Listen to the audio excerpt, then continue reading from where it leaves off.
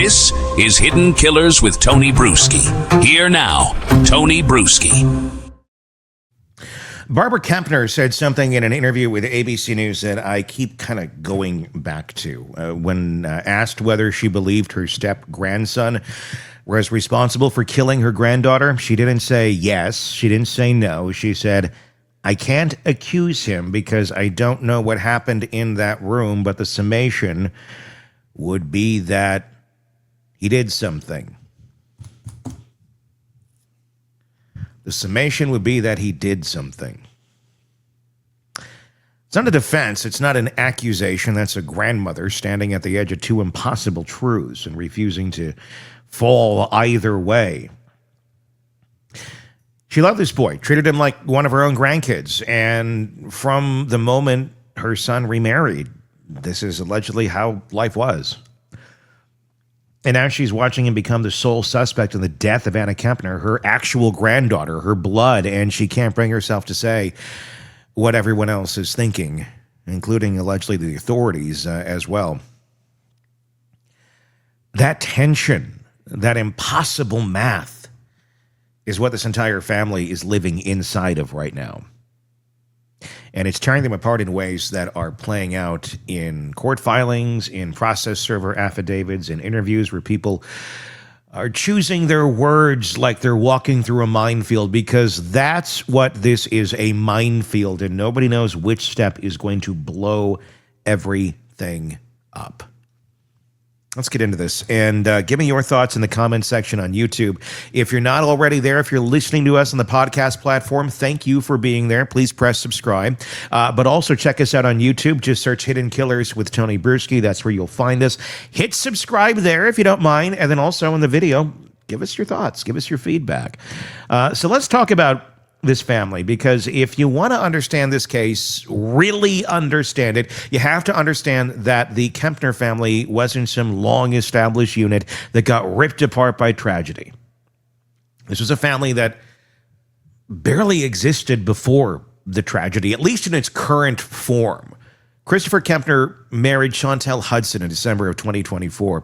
Anna Kepner died in November of 2025.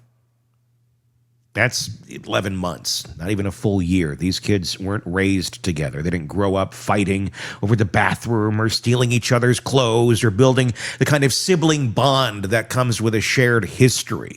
They were strangers who became step-siblings because their parents fell in love, and they were still figuring it out and what that meant when one of them ended up dead and the other became the primary suspect in a federal homicide investigation. You know, like everybody's childhood. Anna was 18, a senior at Temple Christian School in Titusville, a cheerleader. She wanted to join the Navy after graduation, then become a canine police officer. Her obituary described her as bubbly, outgoing, reliable. She said she loved dolphins and butterflies and the Georgia Bulldogs. Said she dreamed of being a cheerleader for UGA. She had her whole life mapped out. And now her remains have been cremated, and the only question anyone's asking is what happened in that cabin. The stepbrother in question here was 16. We know his initials from the court documents. Some outlets have published his full name through, though he is a minor. We're not going to do that here, at least not until formal charges have been made. What matters is that we know about him. His mother, Chantel, had 2 kids from her previous marriage to Thomas Hudson, the 16-year-old, and a younger daughter. After Chantel married Christopher Kepner, the blended family moved forward, allegedly. 9 of them boarded that Carnival Horizon cruise in early November, a Caribbean vacation. Family bonding. That was supposed to be the point. The adults had their cabins. The teenagers were put together. Anna, her 14-year-old biological brother, and the 16-year-old stepbrother shared a stateroom. Carnival's policy allowed teens aged 15 to 17 to stay in their room as long as it's within a few cabins of an adult. So this, it was permitted. But permitted and wise aren't really the same thing all the time. I'm not blaming Carnival. I'm blaming the people who chose this as an option, which whoever booked this I'm looking your way. Because here's what Anna's ex-boyfriend told reporters after her death. He said Anna was scared of her stepbrother. This is according to the ex-boyfriend. Said she told him she was uncomfortable around the kid. And he said that 9 months before she died, 9 months, he was on FaceTime with her when the stepbrother came into her room in the middle of the night and tried to climb on top of her while she was lying down. He says he's reported it to Anna's parents. The stepbrother's own biological father, Thomas Hudson, separately told Inside Edition that the kid always carried a big knife. That's weird. That's the allegation. So I'm going to ask the obvious question. If any of this is true, if Anna had expressed fear, if there had been an incident, if the boy had a reputation for carrying a weapon, why in the world was she sharing a cabin with him on a cruise ship in the middle of the Caribbean Sea? I don't have an answer. Nobody's given one. And the people who could explain it aren't talking. Let's go to the night Anna died, November 6th, heading to November 7th. The ship was in international waters, somewhere between Cuba and Florida, on the way back to Miami. According to her grandmother, Barbara, Anna wasn't feeling great that evening. Her braces were bothering her. She was back at the cabin for a bit, then came back down and wanted to spend some time with her grandparents in the ship's casino. Barbara remembers the last thing Anna said to her, "Meemaw, I love you guys. I'll see you later." She said Anna would pop in and out to check on them throughout the cruise. That night, she did not come back.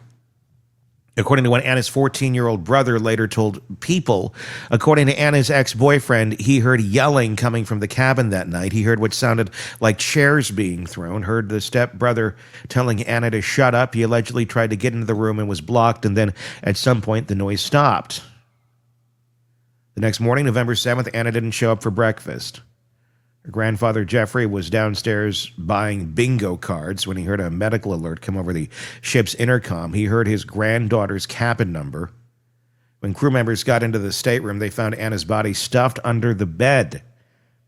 She was wrapped in a blanket, covered with life vests, hidden. Her death certificate, which the family shared with ABC News, says she was medically asphyxiated by other persons. The manner of death is listed as homicide. The medical examiner determined her time of death to be 11:17 a.m., which sources say is roughly when her body was discovered. There were reportedly bruises on her neck. Preliminary information given to the family indicated no signs of sexual assault and no drugs or alcohol in her system. The FBI took jurisdiction because the death occurred in international waters. They questioned everyone on that ship, family members, crew, other passengers. They reviewed thousands of hours of surveillance footage. They analyzed electronic key card data showing who entered and exited which cabins and when. And according to the family, that footage tells a pretty clear story. The stepbrother was the only person seen going into and coming out of that cabin in the hours surrounding Anna's death. No one else, just him. He was questioned aboard the ship. Barbara Kepner, the grandmother, says she sat in on part of the interview. She described him as an emotional mess. She said he couldn't speak, couldn't believe what had happened. And she said he told her in his own words that he does not remember what happened. I believe him. That is his truth, Barbara said. I don't know what to do with that. Is she suggesting he blacked out, disassociated? Is the grandmother just grasping for any explanation that doesn't require her to accept what the evidence points to?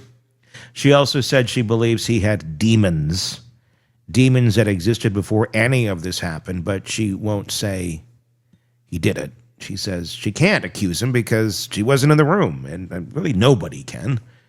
You just look at the evidence. That's what the investigation is for. And yet she also says the summation would be that he did something. That's a tightrope. And this family is walking it, and not everyone is walking in the same direction. Let's talk about Christopher Kepner, Anna's father, the man who lost his daughter. His wife's son is a suspect, and when the legal system came calling, Christopher made himself scarce.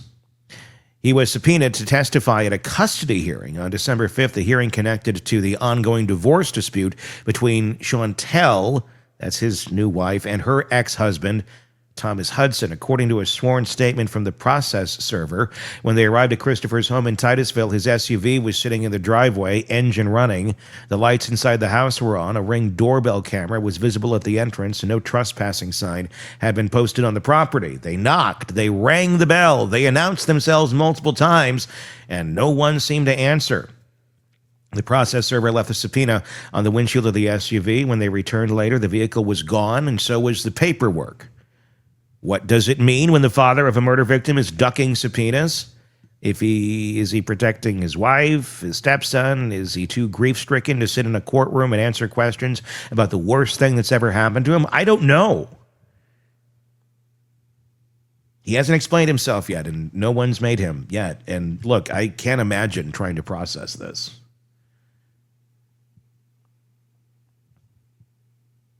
Chantel Kepner is in an impossible position as well. Her son is suspected of killing her stepdaughter.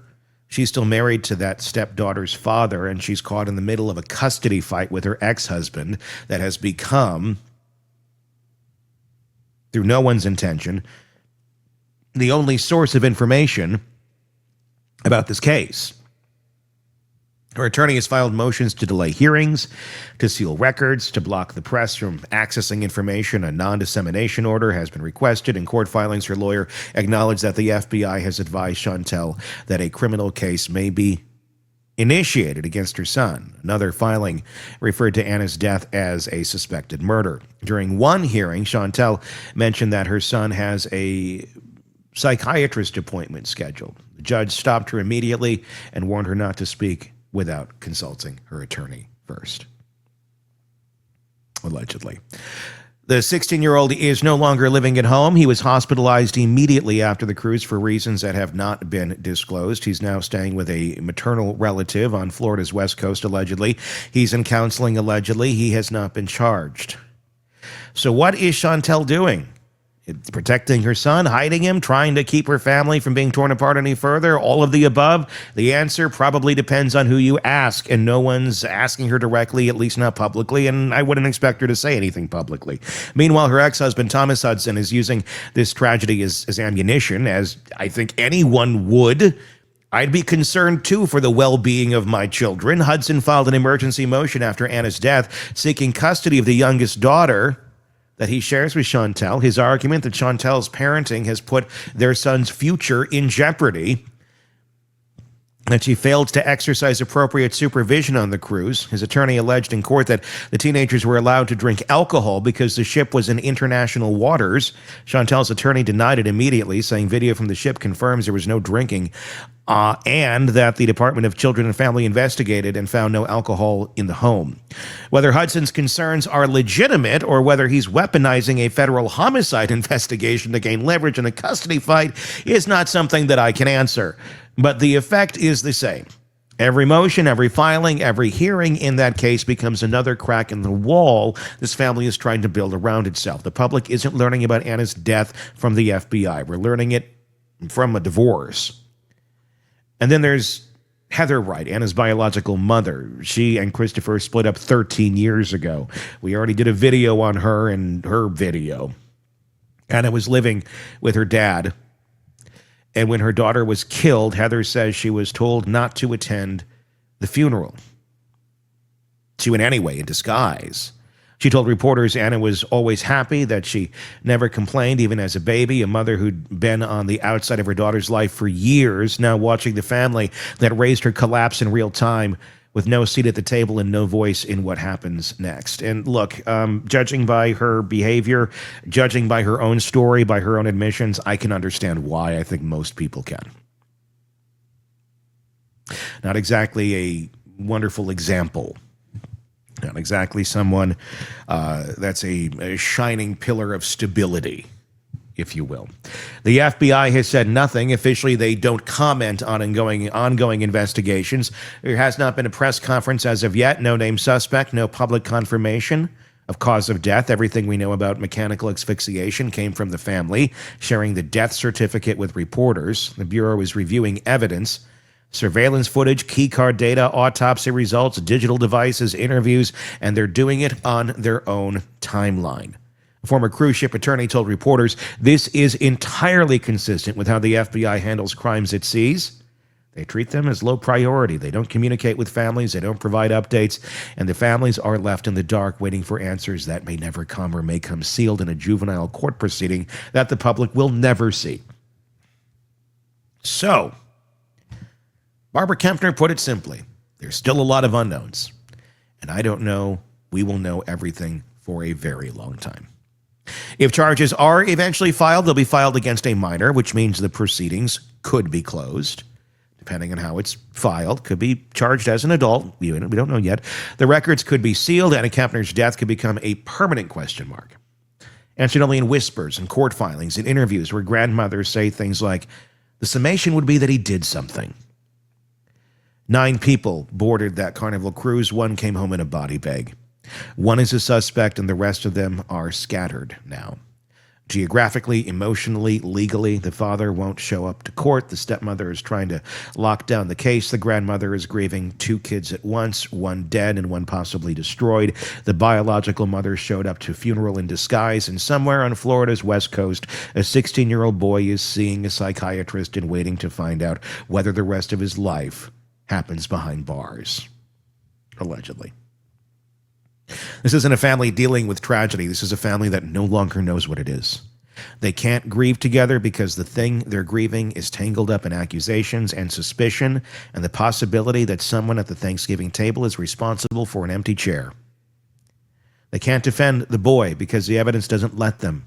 They can't condemn him because he's still one of theirs. At least he was. So they're frozen. Caught between a girl who deserved answers and a boy who says he doesn't have any. Between loyalty and justice. Between the family they thought they were building and the wreckage it's become. Barbara Kepner said she'll support whatever the courts decide. She wants justice. But she also said she doesn't think. But she also said she doesn't know if she did it. Or if he did it. Even though he was the only one going in and out of that room. Even though the footage shows it. I can't accuse him, she said, but the summation would be that he did something. That's how this family lives now, in the space between what they know and what they're willing to say out loud. And the silence between a question and an answer that might never come. And somewhere in a cabin that's been cleaned and rebooked and sealed or sailed on like nothing ever happened, the ghost of an 18-year-old girl is still waiting for someone to tell the truth. When will it come and what will it be? That's the question. Your thoughts in the comments section on YouTube. If you're not already there, please search Hidden Killers with Tony Bruschi so you can join us in our conversations on these cases every single day. We do greatly appreciate that. Check that out. Press subscribe and give us your thoughts. Until next time, I'm Tony Bruschi. We'll talk again. Want more on this case and others? Then press subscribe now and don't miss a moment of true crime coverage from Tony Bruschi and the Hidden Killers podcast.